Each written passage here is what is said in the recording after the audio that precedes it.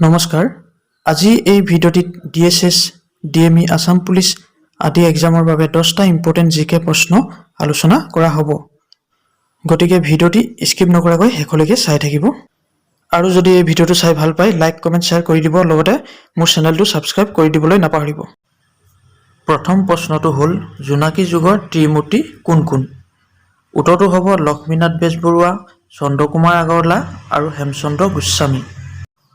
ইয়াৰ পাছৰ প্ৰশ্নটো হ'ল বিশ্ব স্বাস্থ্য দিৱস কোন তাৰিখে পালন কৰা হয় উত্তৰটো হ'ব 7 এপ্ৰিল তাৰিখে বিশ্ব স্বাস্থ্য দিৱস পালন কৰা হয়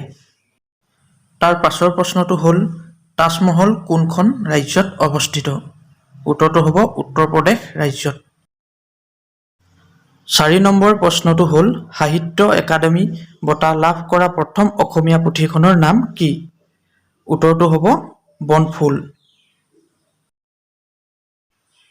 5 নম্বৰ প্ৰশ্নটো হ'ল কাক অসমীয়া সাহিত্য সংস্কৃতিৰ জনক বুলি কোৱা হয়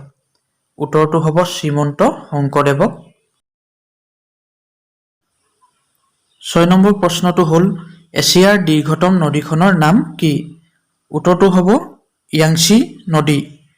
ইয়াংচি নদীখনে হ'ল এছিয়াৰ আটাইতকৈ দীৰ্ঘতম নদী 7 নম্বৰ প্ৰশ্নটো হ'ল ভিনেগাৰত কোনটো এচিড পোৱা যায় উত্তৰটো হ'ব ভিনেগাৰত এচিটিক এচিড পোৱা যায় 8 নম্বৰ প্ৰশ্নটো হ'ল পানিপথৰ প্ৰথম যুদ্ধ কেতিয়া হৈছিল উত্তৰটো হ'ব 1526 চনত পানিপথৰ প্ৰথম যুদ্ধ হৈছিল 9 নম্বৰ প্ৰশ্নটো হ'ল ৰাজ্যসভাৰ সদস্যৰ বাবে নিম্নতম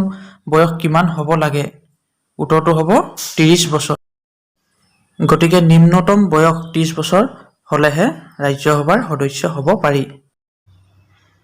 10 নম্বৰ প্ৰশ্নটো হ'ল প্ৰথম অসমীয়া উপন্যাসখনৰ নাম কি উত্তৰটো হ'ব ভানুমতি আৰু এই ভানুমতি উপন্যাসখন 1890 চনত পদ্মনাথ গোহাঁই বৰুৱাই ৰচনা কৰিছিল ভিডিঅ'টো শেষলৈকে চোৱাৰ বাবে সকলোকে ধন্যবাদ জনালোঁ